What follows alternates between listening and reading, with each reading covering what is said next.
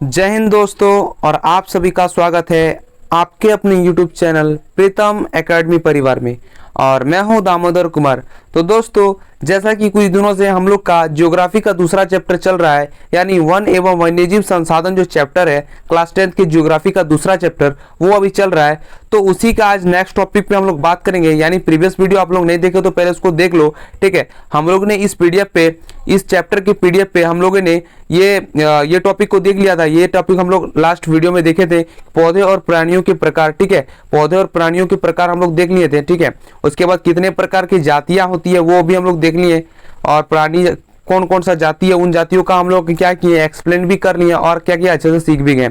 चलिए आज हम लोग अब क्या देखेंगे, आज हम लोग अब यहाँ से देखेंगे। नोट में देखिए एक चीज दिया गया है कि एशिया चीता को 1952 ईस्वी में लुप्त घोषित कर दिया गया, यानी वो मिला नहीं खोजने पर, ठीक है। जो हम लोग का ये खोजती है, कौन खोजती है, आपका ये याद होना चाहिए। और कौन खोजती है वो आपको यहाँ पर आराम से देखने को मिल जाएगा। हाँ, ये जगह पे आपको मिल जाएगा। देखिए वन क्या है, IUCN, ये एक क्या है संस्था जो क्या करती है, सभी जितने भी अंतर्राष्ट्रीय लेवल पे हो या राष्ट्रीय लेवल पे हो, सभी को क्या करती है, सभी प्रकार के जीव हो, वन्य जीव हो, जितने प्रकार के जीव है सभी को क्या करती है, संरक्षण करती है, ठीक है। ये संरक्षण संघ है एक प्रकार का। तो यही क्या कि जब पूरे अच्छे से छानबीन की तो उनको क्या नहीं मिला, एशियाई चीता नहीं मिला, तो उन्होंने क्या कर दिया, उन्होंने इसको लुप्त घोषित कर दिया। कब किया लुप्त घोषित, 1952 ईस्वी को। तो यहाँ तक हम लोग अगले वीडियो पे बात कर लिए थे। चलिए आज हम लोग यहाँ से स्टार्ट करेंगे, और आज का जो वीडियो स्टार्ट होगा एक क्वेश्चन से स्टार्ट होगा। तो वो क्वेश्चन क्या है, देखिए, मानव किस प्रकार वन और वन्यजीव को नुकसान पहुंचाया है, किस प्रकार से पहुंचाते हैं, किस प्रकार पहुंचाया और किस प्रकार पहुंचाएगा। ये पहुंचाएगा कि नहीं ये अलग बात है, लेकिन अभी भी पहुंचा रहा है और पहुंचाया भी है, ठीक है। तो हम लोग का क्वेश्चन है कि किस प्रकार से पहुंचाया। चलिए इस पर हम लोग थोड़ा डिस्कस करते हैं। तो देखिए यहाँ पर आपको सबसे पहले इसको पढ़ना पड़ेगा और इसको समझना पड़ेगा, तो मैं समझा दूंगा आपको, ठीक है। हम प्राकृतिक संसाधन को परिवर्तित करके लकड़ी, छाल, पत्ते, रबड़, दवाइयाँ, भोजन, ईंधन, चारा, खाद इत्यादि का क्या करते हैं, प्रत्यक्ष अवस्था और अप्रत्यक्ष अवस्था में क्या करते हैं, इनका रूप से वन्य और वन्यजीव को नुकसान पहुंचाते हैं। कुछ प्रत्यक्ष रूप से पहुंचा रहे, कुछ अप्रत्यक्ष। प्रत्यक्ष यानी डायरेक्ट, और अप्रत्यक्ष माने इनडायरेक्ट, माने किसी के द्वारा और एक अपने से ही। तो देखिए जब हम लोग लकड़ी, छाल, पत्ते, रबड़, दवाई, भोजन, ईंधन, चारा, खाद इत्यादि को हम लोग जब अपने डेली यूज में लाएंगे, तो हालांकि ये तो सब किससे मिल रहा है, ये आपका पेड़ पौधों से मिल रहा है। और पेड़ पौधों से मिलने के कारण क्या हो रहा है कि पेड़ का नुकसान हो रहा है, क्योंकि जो चीज पेड़ से मिलेगा, लकड़ी मुझे चाहिए तो क्या मैं पेड़ को तो काटना पड़ेगा भाई, तब तो लकड़ी मिल पाएगी। तो इसीलिए क्या होती है, लकड़ी लेने के लिए हम लोग को पेड़ को काटना पड़ता है। अब छाल मतलब पेड़ का जो ऊपरी परत का, जो जैसे हम लोग का शरीर का ऊपरी परत चमड़ी है, उस प्रकार से पेड़ का ऊपरी परत छाल है, उससे दवाई, बहुत सारी दवाइयां बनती है। तो क्या उसको यदि हम लोग हटा दें तो क्या हो जाएगा, पेड़ धीरे धीरे सूख सकता है, पेड़ मर भी सकता है, और पेड़ सूख के क्या हो जाएगा, एकदम बंजर हो जाएगा, जो किसी प्रकार का कोई ना वो छाया देगा, ना वो ऑक्सीजन देगा, किसी काम का नहीं रहेगा। तो फिर वो क्या हो गया, पेड़ रहते भी ना रहने के बराबर हो गया, ठीक है। तो फिर आप क्या गया, पत्ते हो गया, रबड़, मतलब जितने सारी चीज यहाँ पर देखने को आपको मिल रही है, ये चीज को हम यदि अपने डेली लाइफ में यूज करते हैं किसके, पेड़ के द्वारा, तो क्या हो जाएगा, पेड़ खत्म हो जाएगा, ठीक है, खत्म हो जाएगा, यानी पेड़ को नुकसान हम लोग पहुंचा रहे हैं, ठीक है। और इससे क्या होता है, वन और वन्यजीव को भी नुकसान होता है, क्योंकि पेड़ से वन बनता है, और वन यदि ना रहे तो क्या हो जाएगा, तो क्या होगा, वन और वन्यजीव को बहुत सारी नुकसान पहुंचेगी, ठीक है। क्योंकि वन और वन्यजीव का क्या, वन को तो नुकसान पहुंचेगा, वन्यजीव का जो मेन मतलब घर किसको बोला जाता है, जंगल को बोला जाता है, वन को बोला जाता है। यदि वन ही नहीं रहेगा तो क्या वन्यजीव रह पाएंगे, नहीं रह पाएंगे। तो इसी कारण से हम लोग क्या कर रहे हैं, ये सब चीज को हम लोग डेली लाइफ में यूज कर रहे हैं, और यूज करने के कारण पेड़ को नुकसान पहुंचा रहे हैं, जिससे वन और वन्यजीव को क्या हो रहा है, नुकसान पहुंच रहा है, ठीक है। बात क्लियर है। चलिए अब नेक्स्ट क्वेश्चन की ओर बढ़ते हैं। नेक्स्ट क्वेश्चन यहाँ पर आपको देखने को मिलेगा कि भारत में सबसे ज्यादा वन का नुकसान, माने वनों का नुकसान या ह्रास कब और क्यों हुआ है, ठीक है। कब हुआ और क्यों हुआ है, ये कारण हम लोग देखेंगे इस पे, ठीक है। तो पहले यहाँ पर देख सकते हो लिखा गया है कि भारत में सबसे ज्यादा वन का उपनिवेश काल के दौरान क्या है, दौरान हुआ है, ठीक है। उपनिवेश काल में दौरान हुआ है, दौरान नहीं, यहाँ पर कुछ अलग होना चाहिए, ठीक है, यहाँ पर थोड़ा मिस्टेक है कुछ, ठीक है। दौरान नहीं होना चाहिए, ह्रास हुआ है। उपनिवेश काल में क्या हुआ, ह्रास हुआ है, नुकसान हुआ है, ठीक है। उसके बाद फिर नीचे देख सकते हो क्या लिखा गया है, उपनिवेश काल में वनों का ह्रास का कारण। अब कारण क्या क्या है वो हम लोग देखेंगे। तो पहले यहाँ पर कारण देख सकते हो, रेलवे लाइन का विस्तार के कारण। आप देखिए जब भी कोई रेलवे लाइन गुजर रही है उसके बीच यदि वन आ जाता है तो क्या करते हैं, वन को काटना पड़ता है, उस वन को हटाया हटाया मतलब हटा देना मतलब बेटर होता है, क्योंकि जब तक उस वन को हटाएंगे नहीं तब तक रेलवे लाइन नहीं बिछेगा। यदि रेलवे लाइन बिछ भी गया और आसपास वन रहा तो क्या हो सकता है, डेली एक दो पशु मारे जाएंगे, क्योंकि ट्रेन का स्पीड आपको पता है वो तो खुद एक एक्सप्रेस होता है, जो कि जिसके लिए हम लोग रोड में नहीं, उनको एक अलग पटरी में चलाया जाता है। क्यों? क्योंकि उसका स्पीड कुछ अलग होता है और उस स्पीड पे तुरंत ब्रेक लगाना पॉसिबल नहीं होता है, जिसके कारण उसका लाइन को ही अलग कर दिया गया है। रेलवे लाइन मतलब वो सिर्फ रेल के लिए बनाया गया, अलग कर दिया गया है। ठीक है, तो इसी कारण से रेलवे लाइन का विस्तार जो है, क्या विस्तार के कारण क्या होता है, हमारा वन जीव को बहुत सारा ह्रास देखने को मिलता है और वन को भी ह्रास देखने को मिलता है। ठीक है, उपनिवेश काल में बहुत ही ज्यादा इस उपनिवेश काल में रेलवे लाइन को जब बिछाया गया तब साल के पेड़ पे क्या गया, उस स्लीपर के कारण स्लीपर जो था वो किससे बनता था उस टाइम पे, साल के पेड़ से बनता था, जिसके कारण क्या किया गया, किसको लगाया गया, पेड़ को, साल के पेड़ को ज्यादा महत्व दिया गया और साल के पेड़ को अधिक से अधिक काटने लगा। जब काटने लगा तो क्या हो गया, वो यूज में भी आने लगा और उस जिस एरिया में उसको काट रहा है उस एरिया में क्या रेलवे लाइन भी बिछने लगा। तो इससे क्या होता है कि आपका देखने को मिला जो परिणाम हुआ वो क्या, पेड़ का ह्रास हो गया उस जगह पे और रेलवे लाइन क्या हो गया, बिछ गया। ठीक है, तो इससे कहीं ना कहीं रेलवे लाइन के विस्तार के कारण भी क्या हो रहा है, वनों का ह्रास हो रहा है और वन्यजीव लुप्त भी हो रहे हैं इसी कारण से। ठीक है, अब दूसरा क्या है, कृषि योग्य भूमि के खोज से और विस्तार के कारण। अब देखिए कृषि योग्य भूमि, जब भी हम कृषि योग्य भूमि देखेंगे तो देखिए बहुत सारा वन यदि रहा तो क्या हम उस पर कृषि कर पाएंगे? क्या आपको लगता है कि उस पर कृषि होगा?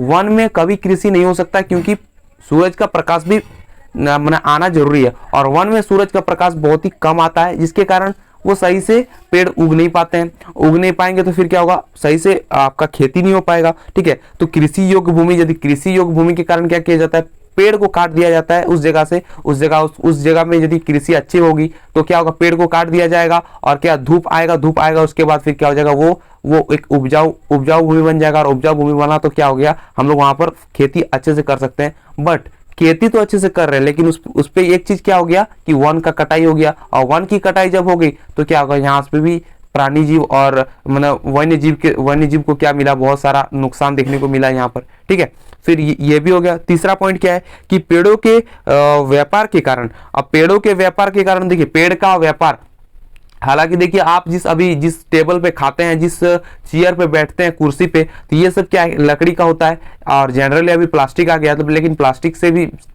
बेटर, प्लास्टिक से पहले मैं बात करूं उपनिवेश काल में बोला गया है ना, तो उपनिवेश काल में क्या था, पेड़ों का व्यापार हो रहा था। पेड़ों का व्यापार यानी जितना भी चीज था वो अधिकतर लकड़ी से बनती थी।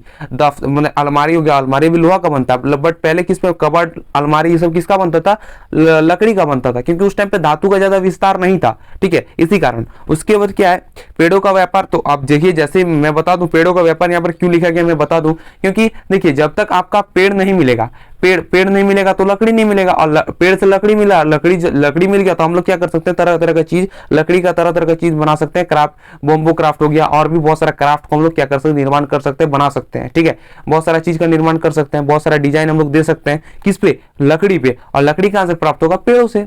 ठीक है, तो जाहिर सी बात है, लकड़ियों का व्यापार होने लगा, पेड़ों का व्यापार होने लगा, तभी तो ये सब पॉसिबल हो पाया। ठीक है, तो इसी कारण से यहाँ पर पेड़ों का व्यापार लिखा गया है। ठीक है, फिर तीसरा क्या है, वाणिज्य वानिनी के कारण। आप देखिए वाणिज्य वानिनी क्या है कि एक ही पेड़ को महत्व देना।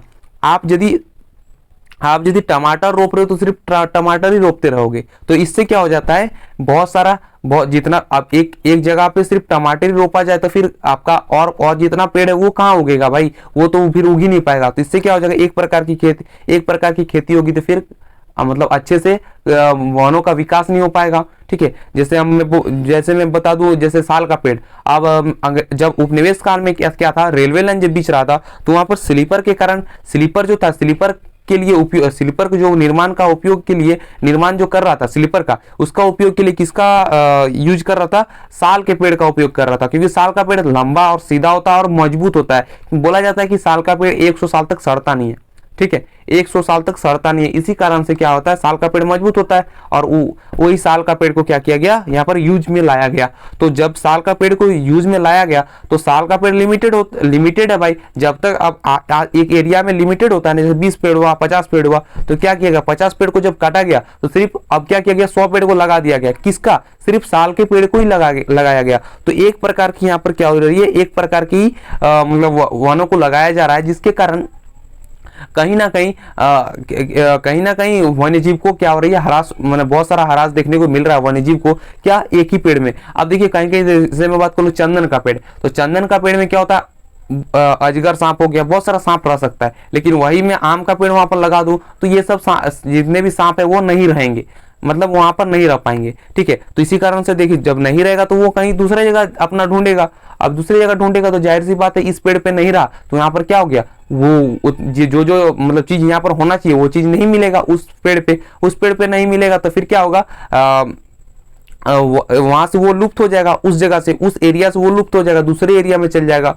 तो यहाँ से हम लोग को क्या मिलेगा, वन्य जीव का ह्रास देखने को मिलेगा। ठीक है, फिर तीसरा क्या है, खनन क्रिया में वृद्धि के कारण। अब खनन क्रिया में वृद्धि के कारण क्या है कि मतलब देखिए खनन क्रिया, अब जैसे हम लोग का झारखंड का मैं बात कर लूं तो झारखंड क्या है, कोयले का एक बहुत ही बड़ा खान है। कोयले का खान किसमें, झारखंड में पाया जा रहा है। तो क्या रहा है, जिस जगह में वन है, ठीक है, सपोज दैट नीचे कोयला है और ऊपर में क्या है, वन है। ठीक है, तो वन है तो अब क्या, नीचे का जो कोयला है उसको मतलब निकालने के लिए क्या किया जाएगा, पहले तो वन को हटाना पड़ेगा, तब तो हम उसको खोद के मतलब खनन किसको बोलते हैं, ऊपर की मतलब नीचे की जमीन में जितना चीज है उसको निकालना, उसको निकालेंगे तो उसको क्या बोलेंगे, खनन बोलेंगे। जितने भी मटेरियल है नीचे में उसको निकालेंगे तो उसको क्या बोलेंगे, खनन बोलेंगे। ठीक है, तो खनन की क्रिया में वृद्धि के कारण, अब खनन की क्रिया क्या होगी, तेजी से वृद्धि हो गई कि जितना भी कोयला है जल्दी से जल्दी निकालो, यूज में लाओ उसको। ठीक है, इसी कारण से पहला चैप्टर में जैसे मैंने पढ़ाया था संसाधन में कि जो संसाधन है बहुत तेजी से यूज हो रहा है, किसका, कोयला का जैसे यूज हो रहा है, तो हमारा आने वाला पीढ़ी उसको यूज नहीं कर पाएगा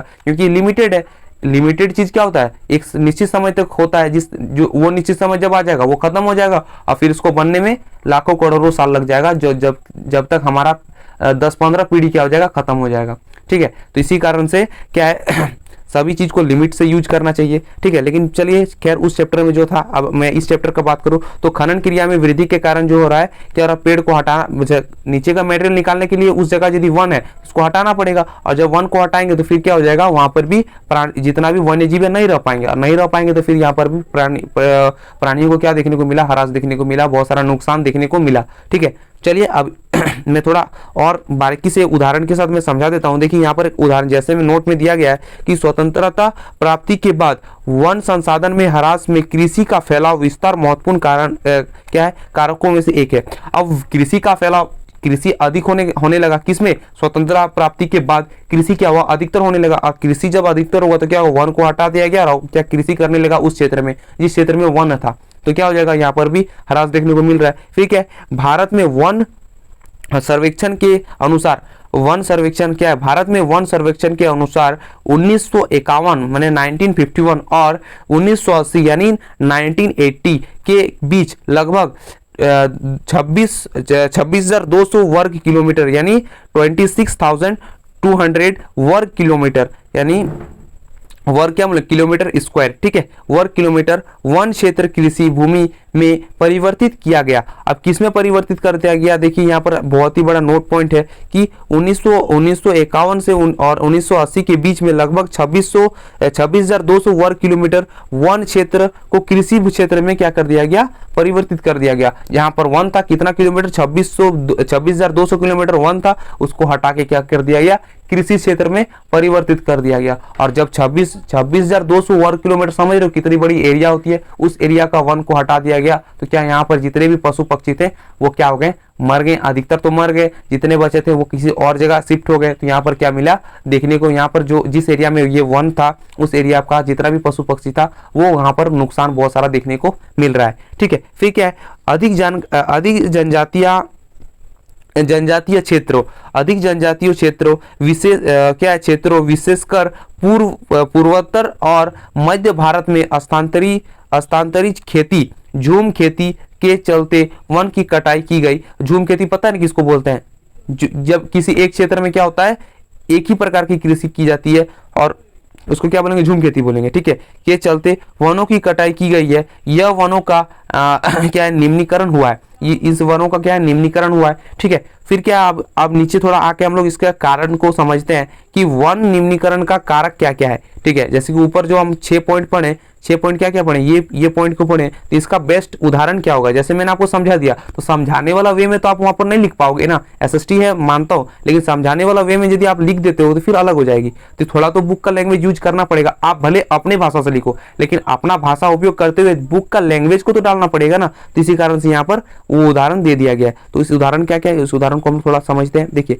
वनों का निम्नीकरण का कारण कारक क्या क्या है कि मानव के द्वारा प्राकृतिक संसाधन का अपने प्रयोग के लिए परिवर्तन और इनका प्रत्येक अवस्था प्रत्यक्ष रूप से उपयोग। ठीक है, प्रत्येक अवस्था प्रत्यक्ष अथवा अप्रत्यक्ष रूप से उपयोग। देखिए, अब इसको हम अच्छा समझा देते हैं। क्या है कि मानव द्वारा प्राकृतिक जो संसाधन है उसको अपने उपयोग के लिए, मतलब अपना डेली की दिनचर्या के लिए क्या है, के लिए परिवर्तन और उनका प्रत्यक्ष तथा अप्रत्यक्ष रूप से उपयोग। जितना भी प्राकृतिक से पेड़ है, अब पेड़ से हम लोग लकड़ी बनाएंगे, लकड़ी को काटेंगे और लकड़ी क्या, उससे हम लोग चेयर बना सकते हैं, कबर्ड बना सकते हैं, कुर्सी बना सकते हैं और बहुत सारे गेट बना सकते हैं। तो इसका अपना हम लोग डेली उपयोग के लिए हम लोग क्या करेंगे, उसको काट देंगे। यहाँ पर क्या होता है, प्रत्यक्ष रूप से और अप्रत्यक्ष रूप से, दोनों रूप से हम लोग क्या देखने को मिलता है, वनों का ह्रास देखने को मिलता है। और वनों का ह्रास देखने से, वनों का ह्रास के कारण क्या होता है, प्राणी जीव को भी ह्रास पहुंचता है। ठीक है, क्योंकि वन का प्राणी जीव का जितना भी प्राणी जीव है, क्या मतलब वन्य जीव है, वो वन्य जीव क्या है, उनका घर क्या है, वन है। और वन नहीं रहेगा तो फिर वो रहेंगे कहाँ,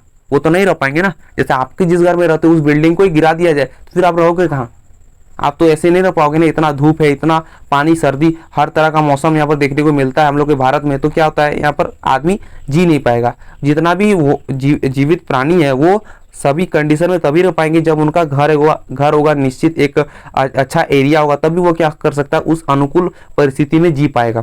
ठीक है, तो यहाँ पर इस कारण से यहाँ पर देखने को मिलेगा। फिर दूसरा क्या है, उपनिवेश काल में रेलवे लाइन, कृषि और क्या है, व्यवसाय, वाणिज्य, वानिकी और खनन क्रिया में वृद्धि, इन तीनों के वृद्धि के कारण क्या हो गया, यहाँ पर ह्रास देखने को मिला, निम्नीकरण देखने को मिला वनों का। फिर क्या है, स्वतंत्रता के बाद वन क्षेत्र 26,200 वर्ग किलोमीटर की कृषि भूमि को परिवर्तित कर दिया गया। किसमें, वो कृषि भूमि में परिवर्तित कर दिया गया। वन क्षेत्र को कृषि भूमि में क्या कर दिया गया, परिवर्तित कर दिया गया। फिर क्या है, पूर्वोत्तर जनजातीय क्षेत्र और मध्य भारत में झूम खेती के कारण, अब झूम खेती के कारण भी यहाँ पर देखने को मिल रहा है। फिर क्या है, वन संसाधन की बर्बादी में पशुचारण और ईंधन के लिए लकड़ी कटाई मुख्य भूमिका निभाती है। मुख्य भूमिका क्या किसमें निभाती है, वन के निम्नीकरण पर मुख्य भूमिका निभाती है, ना कि वन के बचाई में। ठीक है, फिर नोट में यहाँ पर देख सकते हो एक चीज क्या है कि पूर्वोत्तर और मध्य भारत में झूम खेती का स्थानांतरित खेती या क्या है, एक मिनट रुकिए बताता हूँ। हाँ, क्या है, सेल्स और बर्न खेती भी कहते हैं। मतलब पूर्वोत्तर और मध्य भारत में झूम खेती जो है वो स्थानांतरित खेती है, या फिर उसको क्या बोल सकते हैं, सेल्स और बर्न खेती भी क्या कहते हैं, किसको, झूम खेती को। ठीक है, स्थानांतरित खेती भी बोल सकते हैं, स्थानांतरीय खेती भी बोल सकते हैं। मतलब एक स्थान से दूसरे स्थान जो किया, कुछ एरिया में किया जाता है, एक स्थान में किए, फिर दूसरे स्थान में किए, तीसरे स्थान में किए, जाके इसको बोलेंगे झूम खेती। इसको दूसरा नाम क्या बोलते हैं, सेल्स और बर्न खेती भी बोलते हैं। चलिए, अब यहाँ पर देख सकते हो उपनिवेश वन नीति के दोष। ठीक है, तो ये हम लोग क्या करेंगे, नेक्स्ट वीडियो पे हम लोग देखेंगे। आज के लिए बस इतना ही रखते हैं। ठीक है, इतना ही आपके लिए काफी होगा। बस जितने भी चीज को अच्छे से पढ़ाया जा रहा है उस वीडियो को अच्छे से देख के जहां पर डाउट हो वो पूछ सकते हैं। ठीक है, और क्या कीजिए, व्हाट्सएप ग्रुप पे ज्वाइन रहिए, क्योंकि वहां पर टेस्ट आपका होते रहता है। तो टेस्ट पे आप क्वेश्चन को टिक लगाइए। ठीक है, इससे क्या होगा, आपका ऑब्जेक्टिव क्लियर होते जाएगा और आप एग्जाम में अच्छे खासे मार्क्स ला सकते हैं। ठीक है, तो चलिए, अच्छे से रहिए, मस्त रहिए, स्वस्थ रहिए और पढ़ते रहिए। बस इतना ही बोलूंगा। तो मिलते हैं किसी नेक्स्ट वीडियो पे, तब तक के लिए जय हिंद, जय भारत, वंदे मातरम।